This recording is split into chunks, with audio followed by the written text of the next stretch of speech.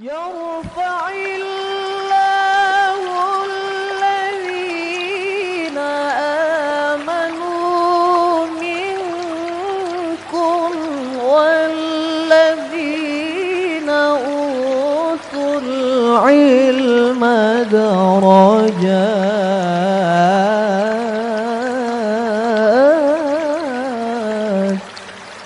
Assalamualaikum warahmatullahi wabarakatuh. Innal hamdalillah nahmaduhu wa nasta'inuhu wa nastaghfiruh wa na'udzu billahi min shururi anfusina wa min sayyiati a'malina. May yahdihillahu fala mudilla lahu wa may yudlil fala hadiya lahu. Asyhadu an la ilaha illallah wahdahu la syarika lahu wa asyhadu anna Muhammadan abduhu wa rasuluhu la nabiyya ba'dah. Allahumma salli ala Muhammad wa ala ali sayyidina Muhammad wa khatamun nabiyyin wa ala alihi wa sahbihi wa man tabi'ahum bi ihsanin ila yaumiddin. Alhamdulillah, kita pagi ini bisa bertemu kembali melanjutkan pengajian tafsir kita. Mudah-mudahan pengajian kita ini senantiasa diberkahi oleh Allah. Ilmu yang kita dapatkan menjadi ilmu yang bermanfaat, dan mudah-mudahan Allah selalu memberikan kesehatan kepada kita dan keluarga kita. Amin. Baik, sama menunggu yang lainnya, kita siapkan surah Al-Maidah ayat 42. A'udzu billahi minasy syaithanir rajim. Aku berlindung kepada Allah dari godaan syaitan yang terkutuk. Samma'una lil kadhibi akaluna lis-suht. Mereka sangat suka mendengar berita bohong, banyak memakan makanan yang haram. Kalau ada tak mati gitu, nama hukumnya al-ikhfa. Ikhfa bil ma'nal jadid. Suara taknya itu tetap ada, cuman samar-samar. Suht, ada adatnya belakangnya. Samma'una lil kadhibi akaluna lis-suht. Mereka sangat suka mendengar berita bohong, banyak memakan makanan yang haram. فَإِنْ جَاءُوكَ فَاحْكُمْ بَيْنَهُمْ أَوْ أَعْرِضْ عَنْهُمْ. Jika mereka orang Yahudi datang kepadamu Muhammad untuk meminta putusan, maka berilah putusan di antara mereka, atau berpalinglah dari mereka. فَإِنْ جَاءُوكَ فَاحْكُمْ بَيْنَهُمْ أَوْ أَعْرِضْ عَنْهُمْ. Jika mereka orang Yahudi datang kepadamu Muhammad untuk meminta putusan, maka berilah putusan di antara mereka, atau berpalinglah dari mereka. وَإِن تُعْرِضْ عَنْهُمْ فَلَنْ يَضُرُّوكَ شَيْئًا. Dan jika engkau berpaling dari mereka, maka mereka tidak akan membahayakanmu sedikitpun. وَإِن تُعْرِضْ عَنْهُمْ فَلَنْ يَضُرُّوكَ شَيْئًا. Dan jika engkau berpaling dari mereka, maka mereka tidak akan membahayakanmu sedikitpun. وَإِنْ حَكَمْتَ فَاحْكُمْ بَيْنَهُمْ بِالْقِسْطِ.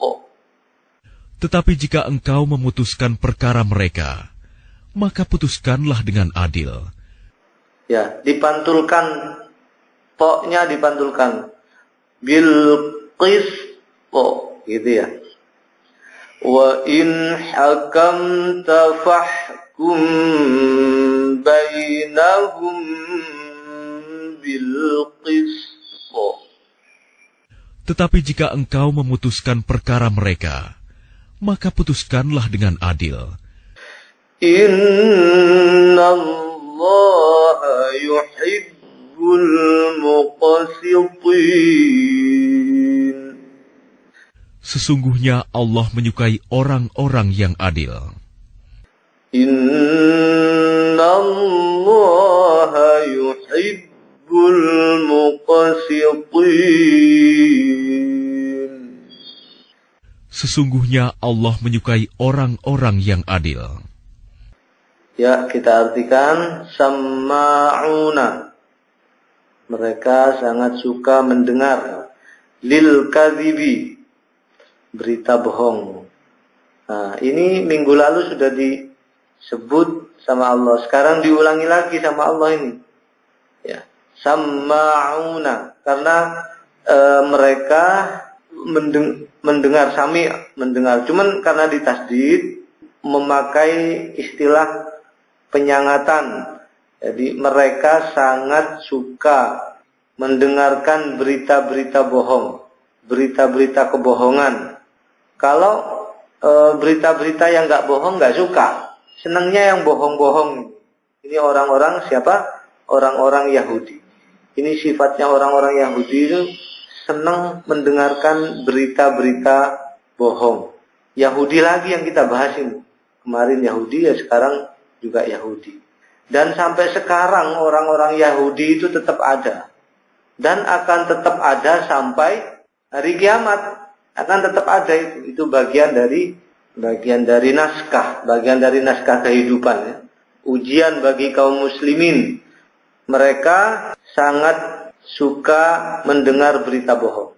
Kita tidak usah percaya kepada kabar-kabar yang gak jelas tentang orang-orang Yahudi. Kita langsung kabarnya dari Allah. Allah katakan bahwa orang-orang Yahudi ini sangat suka mendengar kebohongan. Nah, tidak hanya suka mendengar kebohongan sebetulnya, tapi sangat suka menyebarkan kebohongan. Ini sifatnya orang Yahudi.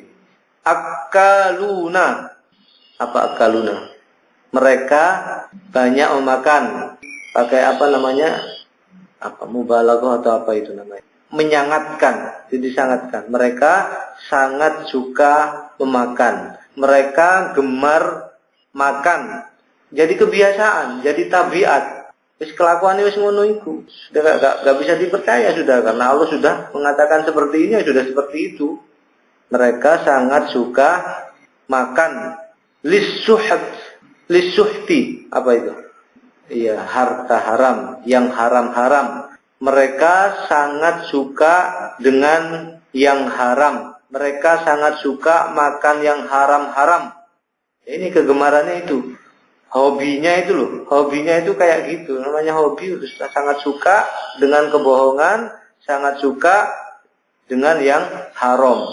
Sebetulnya suhti itu atau suhtun itu adalah akar katanya, maknanya adalah kebinasaan, kesulitan. Itu asal maknanya. Makanya Allah memakai istilah ini untuk orang-orang Yahudi.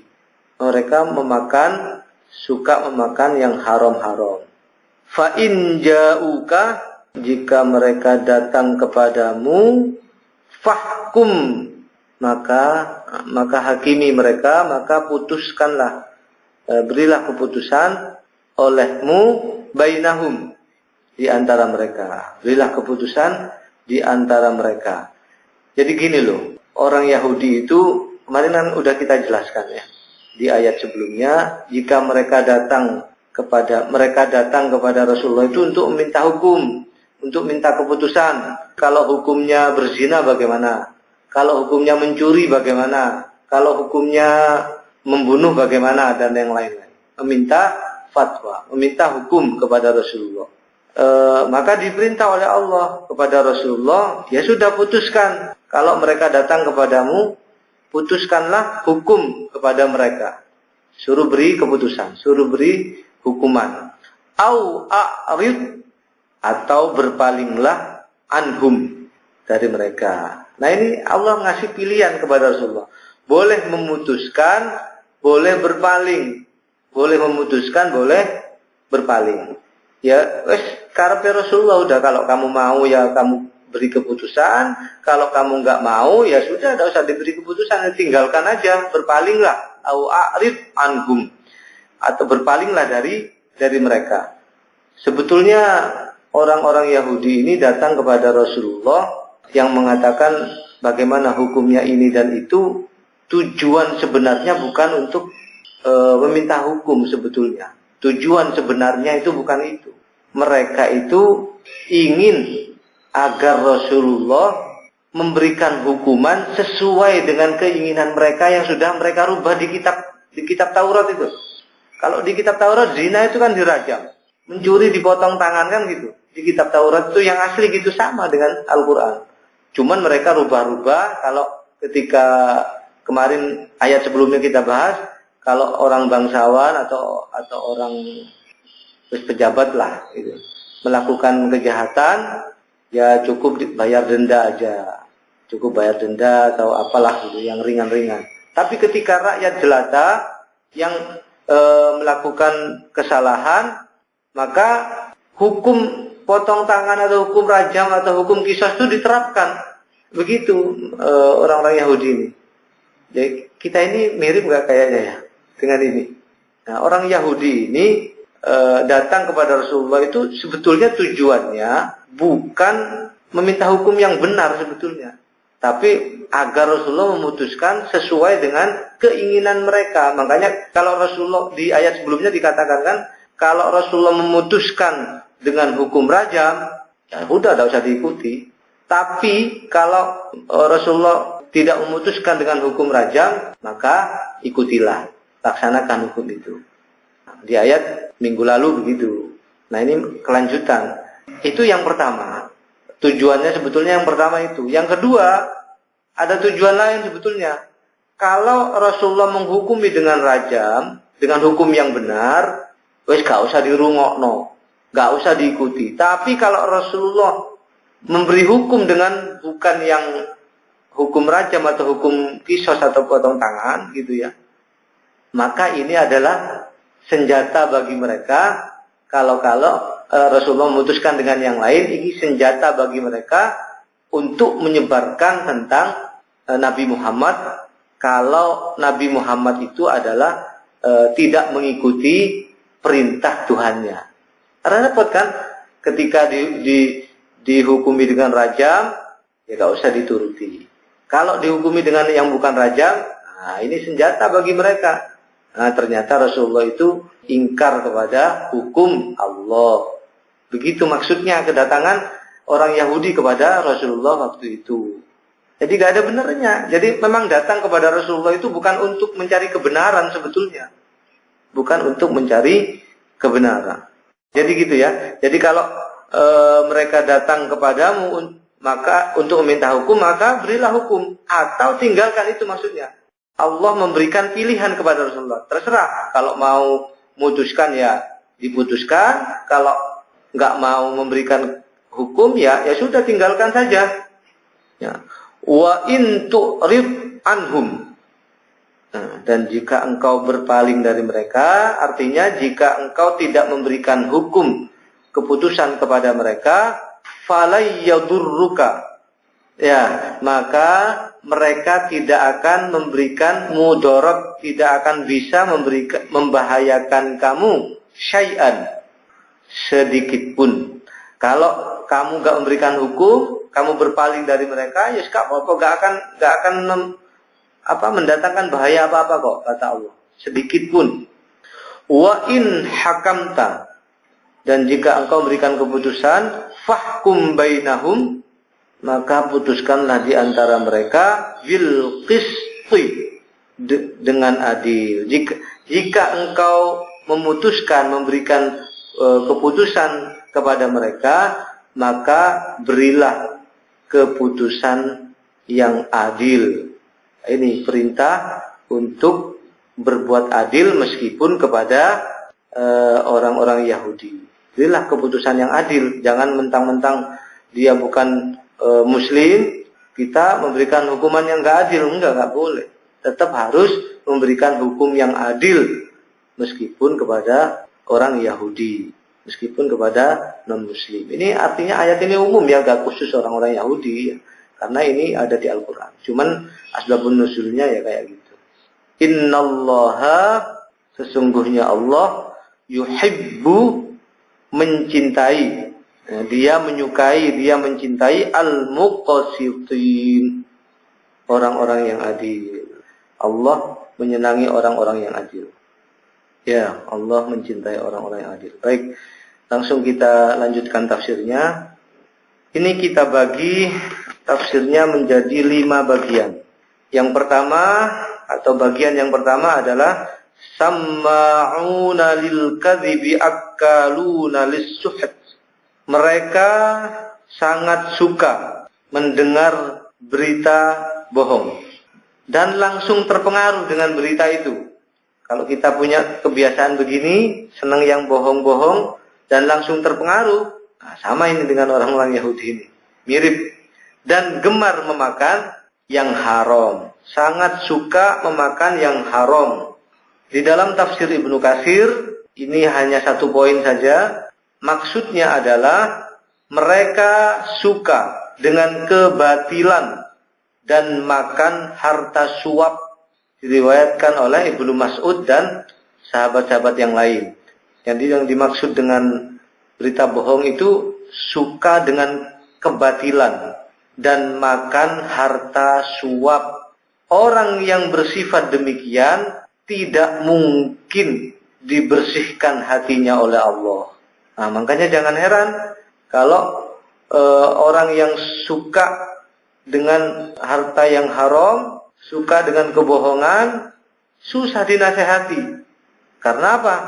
Allah tidak mau membersihkan hati orang-orang yang kegemarannya seperti itu. Suka dengan kebohongan, suka dengan yang haram, suka memakan harta-harta yang haram. Ini di tafsir Ibnu Katsir. Kemudian dalam tafsir At-Tabari, saya catat ada 3 poinnya. Yang pertama, yaitu maksudnya orang-orang Yahudi yang wataknya sudah jelas bagi kamu Muhammad, suka sekali atau sangat suka mendengar perkataan-perkataan yang batil dan kebohongan. Di antara mereka mengatakan bahwa Muhammad itu adalah pendusta dan dia bukan seorang nabi. Nah, itu tadi ya, sudah kita singgung. Kalau Muhammad menghukumi dengan tidak sesuai dengan kitab, ya katakan, oh ternyata dia pembohong ya, dia bukan seorang nabi. Di antara mereka juga ada yang berkata bahwa hukuman bagi pencuri adalah bukan potong tangan.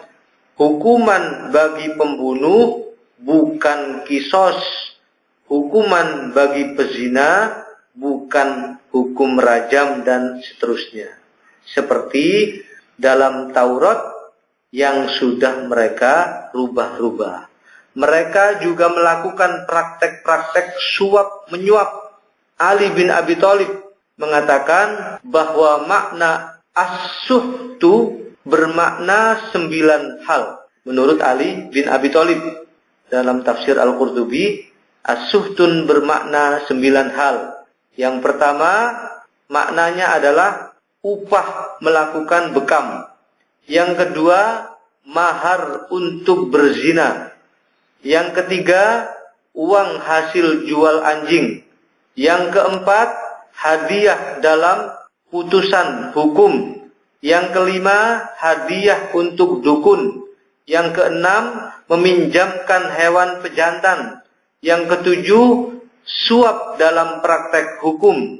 Yang kedelapan, uang hasil penjualan khamr. Yang kesembilan, uang hasil penjualan bangkai.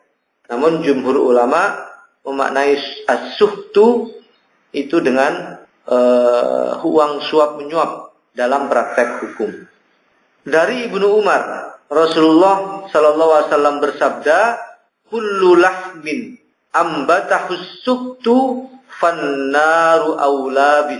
Kata Rasulullah, setiap daging yang tumbuh dari sesuatu yang haram, maka neraka itu lebih utama baginya. Yang ketiga saya ambilkan dalam tafsir Al-Munir. Beda sedikit, ya hampir mirip-mirip, cuman enggak persis amat. As-suhtu adalah harta dari hasil yang haram, seperti suap, harta hasil jual anjing, khamr, dan babi. Ini ada babinya kalau di tafsir Al-Munir. Kan ada itu sate babi, hasil penjualannya sudah. Makanya jangan heran kalau kita menasihati orang yang suka dengan keharaman terus susah dinasihati, diajak ke masjid itu wangel. Ya, itu ya jangan heran, memang dagingnya tumbuh dari sesuatu yang haram. Disebut as-suhtu atau harta haram karena harta tersebut dapat menghilangkan atau menghapus dan melenyapkan ketaatan dan keberkahan. Makanya disebut as-suhtu. Karena dia bisa menghilangkan, bisa menghapus, dan melenyapkan ketaatan dan keberkahan. Makanya disebut suhtun. Kalau kita suka dengan suhtun, harta haram, artinya harta itu bisa menghilangkan, bisa menghapus, dan melenyapkan ketaatan kita, dan melenyapkan keberkahan yang ada pada harta itu. Ini dalam tafsir Al-Munir. Itu bagian yang pertama. Samma'una lil kadhibi akaluna lis. Bagian yang kedua, fa in ja'uka fahkum bainahum au a'rid anhum. Jika mereka atau orang-orang Yahudi datang kepadamu, Muhammad, untuk minta keputusan, maka berilah keputusan di antara mereka atau berpalinglah dari mereka. Maksudnya, jika mereka datang kepadamu untuk meminta putusan hukum, maka hal itu jangan jadi beban bagimu. Nggak usah jadi beban bagimu Muhammad. Jika kamu tidak mau memutuskan perkara mereka, ya sudah, nggak apa-apa. Nggak usah jadi beban. Karena sesungguhnya tujuan mereka itu hanya untuk mencari atau hanya untuk mencapai kesesuaian antara keputusanmu dengan hawa nafsu mereka. Hanya untuk mencari kecocokan antara keputusanmu dengan pendapat mereka. Hanya untuk mencari kesesuaian antara keputusanmu dengan yang mereka inginkan. Jadi bukan mau mencari kebenaran orang-orang Yahudi. Ya untuk mencari itu tadi, mencari kalau keputusannya Rasulullah itu sesuai dengan yang mereka inginkan itu. Kalau nggak sesuai dengan keinginan mereka, ya udah, mereka nggak mau ikut. Bukan karena ingin mencari atau mendapat hakikat kebenaran. Ini di dalam tafsir Ibnu Katsir. Di dalam tafsir At-Tabari, fa in ja'uka fahkum bainahum au a'rid anhum. Apa maksudnya? Jika ada orang-orang Yahudi datang kepadamu untuk meminta keputusan, maka putuskanlah dengan hak, putuskanlah dengan benar, sebagaimana yang telah diturunkan Allah kepadamu. Tetapi jika engkau enggan, semua aku nggak mau memberikan keputusan, maka berpalinglah dari mereka, kata Allah. Biarkanlah mereka memutuskan perkara mereka sendiri. Kamu boleh memilih mana yang engkau mau, mana yang engkau sukai. Kalaupun diberikan keputusan juga percuma saja. Terserah kamu mau memberikan keputusan. Ya monggo, nggak mau ya sudah, nggak apa-apa. Ya terserah. Biar kalau nggak mau memberikan keputusan, ya bapak wes cek memutuskan perkara itu. Cek diputus-putus no dewe. Wes karep-karepmu, kata Allah begitu. Karep-karepnya mereka sendiri. Itu di dalam tafsir At-Tabari. Fa in ja'uka fahkum bainahum au a'rid anhum. Jika mereka datang kepadamu untuk meminta keputusan, maka putuskan atau tinggalkan, terserah. kata Allah. Di dalam tafsir Al-Munir dikatakan jika perkara tersebut antara mereka dengan orang-orang muslim. Nah, jika urusan yang dibawa oleh orang Yahudi itu, yang dimintakan keputusan kepada Rasulullah itu, perkaranya itu antara mereka dan orang-orang muslim, maka wajib untuk memproses, wajib untuk menyidangkan, untuk memberikan keputusan terhadap perkara itu secara adil, secara jujur, dan secara objektif. Ini tafsir Al-Munir mengutip dari pendapatnya Imam Asy-Syafi'i. Jadi kalau perkara yang dibawa itu adalah perkara antara orang Yahudi dan kaum muslimin, maka wajib harus memberikan keputusan menurut pendapat dari Imam Asy-Syafi'i. Itu bagian yang kedua dari ayat ini. Bagian yang ketiga, wa in tu'rid anhum falayadurruka syai'a. Jika engkau berpaling dari mereka, artinya tidak memberikan keputusan, maka mereka tidak akan membahayakanmu sedikit pun, tidak akan memberi mudarat sedikit pun kepadamu. Maksudnya apa? Mereka tidak akan mampu sedikit pun untuk memberimu mudarat, baik di dalam hal agama maupun di dalam masalah dunia. Oleh karena itu, tinggalkan mereka jika kamu memilih untuk tidak memberikan keputusan. Ini di dalam tafsir At-Tabari. Sedangkan dalam tafsir Ibnu Katsir tidak menafsirkan bagian ini. Langsung kita masuk kepada bagian yang keempat. Wa in hakamta fahkum bainahum bil qist. Jika engkau memutuskan perkara mereka, maka putuskanlah perkara itu atau putuskanlah perkara tersebut di antara mereka dengan adil. Kalau kamu memberikan keputusan, maka putuskanlah dengan adil. Ini perintah berbuat adil. Maksudnya apa? Maksudnya adalah putuskanlah dengan benar dan dengan adil. Sekalipun mereka adalah orang-orang yang dolim dan keluar dari jalur keadilan, tetap kita harus berbuat adil. Ini perintah Allah. Luar biasa ini. Luar biasa. Kalau kita ini, karena mereka udah berbuat dolim, ketika kita memberikan keputusan, ya balas dendam. Kalau kita kan gitu. Ya, kalau hukum manusia kan. Tapi kalau Allah jangan. Tidak boleh, tetap harus kita berbuat adil dalam memutuskan suatu perkara. Itu di dalam tafsir Ibnu Katsir. Wa in hakamta fahkum bainahum bil qist. Maksudnya adalah jika kamu memilih untuk memberikan keputusan Muhammad, jika kamu memilih untuk memberikan keputusan kepada orang-orang Yahudi yang mendatangimu, maka putuskanlah secara adil. Karena ini merupakan hukum Allah kepada semua makhluknya.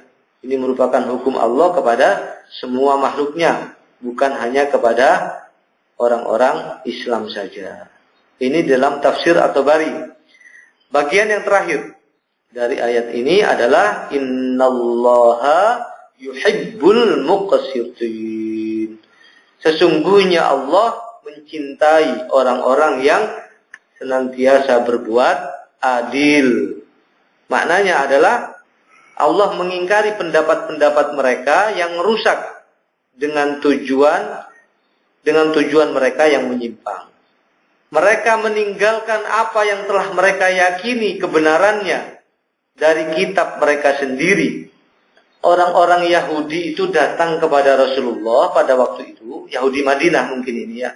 Yahudi Madinah itu kan ada 3, Yahudi Bani Nadir, Yahudi Bani Qainuqa, dan Yahudi Bani Quraidah. Ya.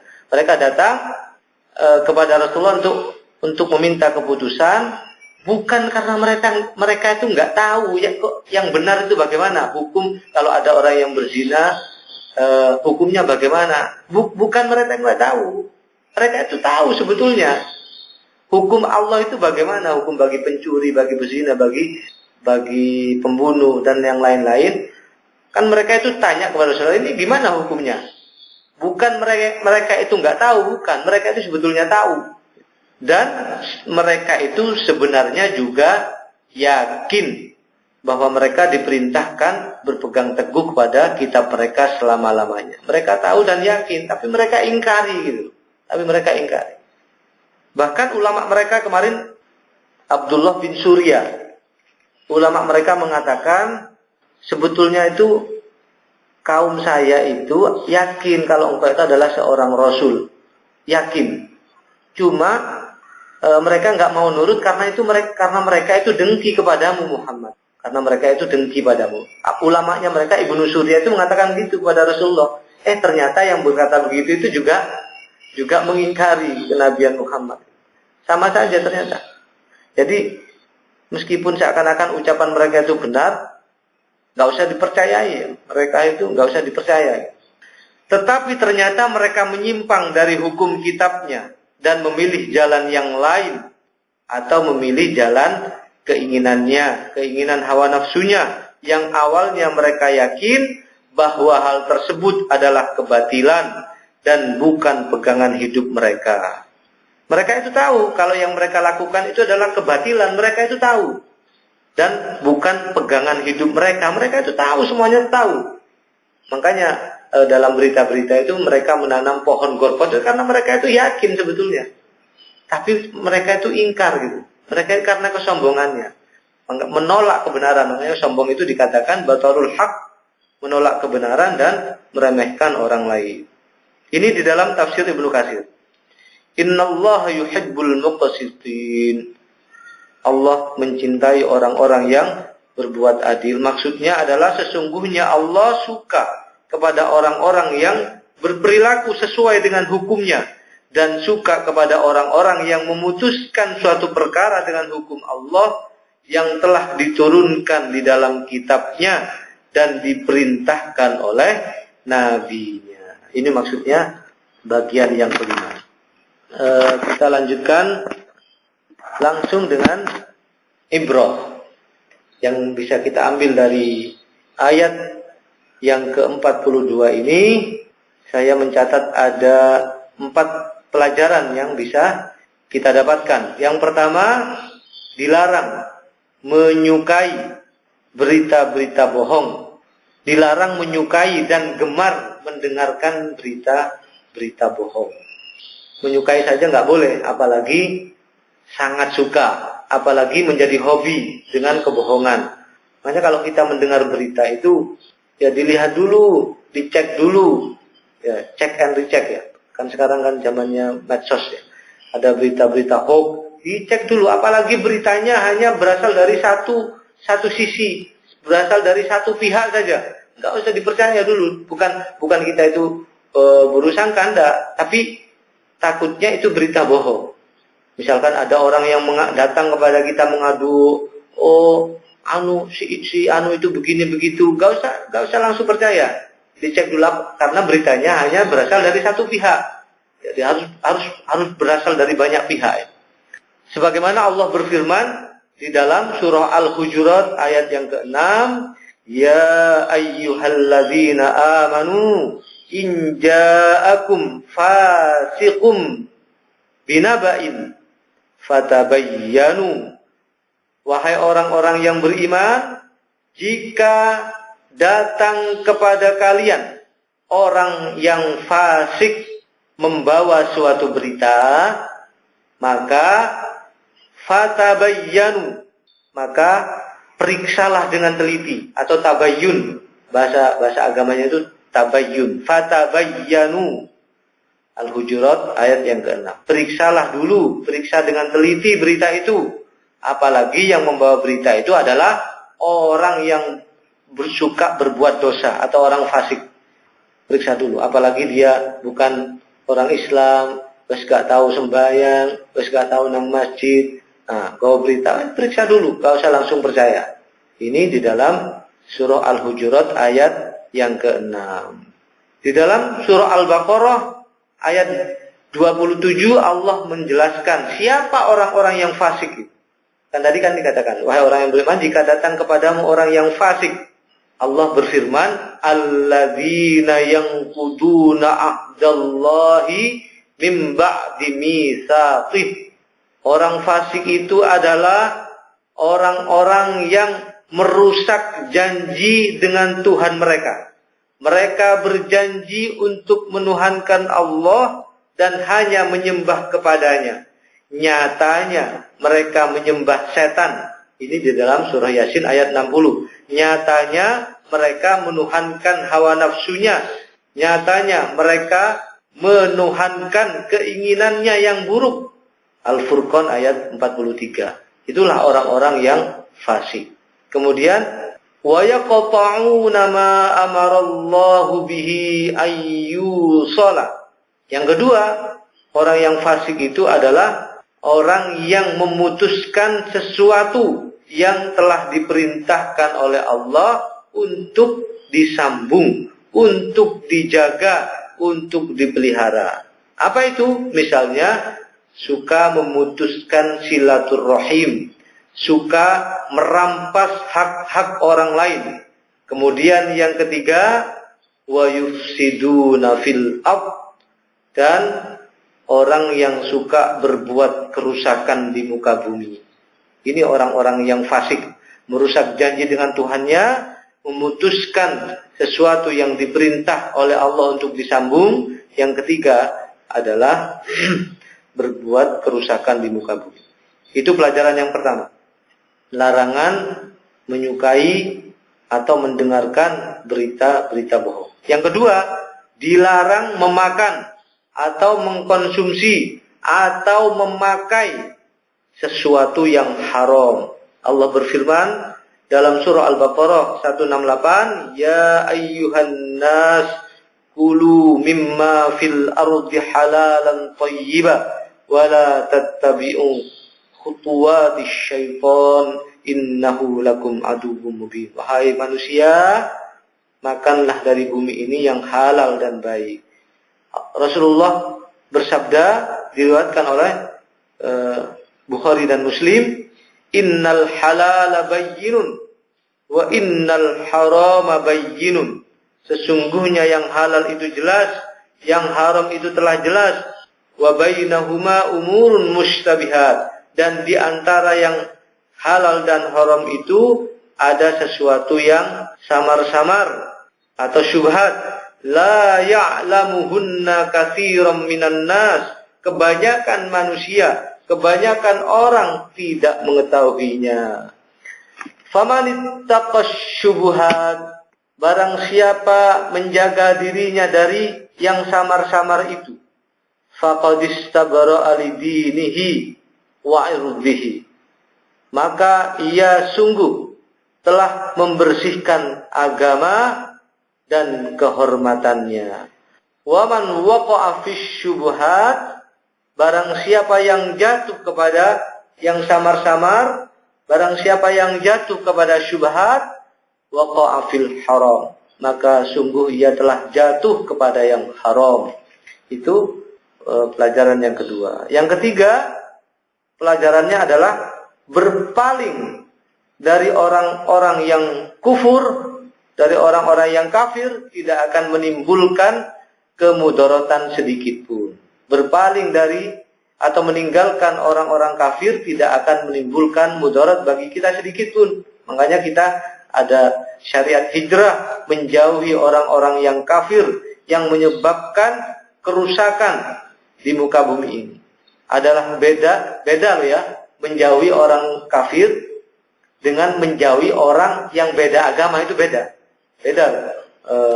Karena kafir yang dimaksud di sini adalah orang yang kufur, yang ingkar kepada Allah.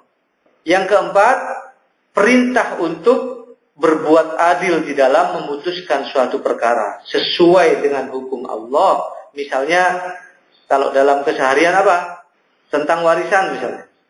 Wanita mendapatkan warisan setengah dari laki-laki. Itu adil namanya. Itu adil menurut Allah, dan ini yang adil. Kalau menurut kita kan nggak adil itu loh. Mosok anaknya dua, laki-laki dan perempuan, ya sudah, laki-lakinya dapat setengah, perempuannya dapat setengah. Itu adil menurut kita. Tapi menurut Allah nggak adil itu. Perintah berbuat adil dalam memutuskan dalam pandangan Allah, bukan dalam pandangan manusia. Itu tadi seperti warisan, kalau wanita dapat setengah dari laki-laki. Apa itu adil dalam pengertiannya? Ya, adil adalah meletakkan sesuatu kepada tempatnya, tidak berpihak kepada siapapun, tapi berpihak hanya kepada kebenaran. Misalkan kalau suami itu berbuat adillah kepada istri-istrinya, kalau istrinya lebih dari satu, perintah berbuat adil. Untuk orang tua, berbuat adillah kepada anak-anaknya. Ya, misalnya ini orang tua, kita semuanya orang tua, punya anak-anak, punya anak 2, berbuat adillah. Bagaimana misalnya? Kalau yang satu udah kuliah, yang satu masih SD, ya yang satu dikasih 1 juta, SPP-nya aja 850 misalnya. Ya yang anak kecil ya cuma butuh beli ciki misalnya. Yang satu dapat uang banyak, dapat 1 juta, yang satu mungkin dapat 10.000 kan gitu. Ya, itu bukannya gak adil, itulah yang adil. Pemimpin berbuat adillah kepada rakyatnya. Hakim juga harus berbuat adil di dalam keputusan-keputusannya. Seorang hakim harus berbuat adil di dalam memutuskan suatu perkara. Termasuk juga kita diperintahkan berbuat adil kepada diri kita sendiri. Jangan lupa, meskipun kita gak punya siapa-siapa, misalkan istri gak punya, anak gak punya, kita juga bukan pemimpin. Ingatlah bahwa kita itu juga pemimpin bagi diri kita sendiri. Kita diperintah juga berbuat adil kepada diri kita sendiri. Misalnya bagaimana? Ya waktu kita gunakan, jangan hanya untuk dunia saja, tapi juga untuk akhirat, itu namanya adil. Nah, ketika kita kerja, perut kita lapar, terus ditunda-tunda, akhirnya sampai terlambat makannya. Itu adil enggak? Itu enggak adil. Itu dolim kepada diri kita sendiri. Kalau udah perut kita mengisyaratkan lapar, ya makan. Ya, bahkan ada hadis mengatakan kalau waktunya sholat terus hidangan sudah ini terus kita lapar, ya makan dulu kan gitu. Sampai seperti itu. Berbuat adil kepada diri sendiri. Allah berfirman di dalam surah An-Nahl ayat 90, Innallaha ya'muru bil adli wal ihsan. Ini di dalam khutbah Jumat sering dibaca ini. Innallaha ya'muru bil adli wal ihsan. Sesungguhnya Allah, Dia menyuruh, Dia memerintahkan kepada kita untuk senantiasa berbuat adil dan berbuat baik. Wa ita'i dzil qurba wa yanha 'anil fahsya'i wal munkari wal baghi. Dia menyuruh memberi kepada sanak kerabat, kepada saudara-saudara kita, kepada kerabat kita, melarang berbuat keji dan mungkar serta permusuhan.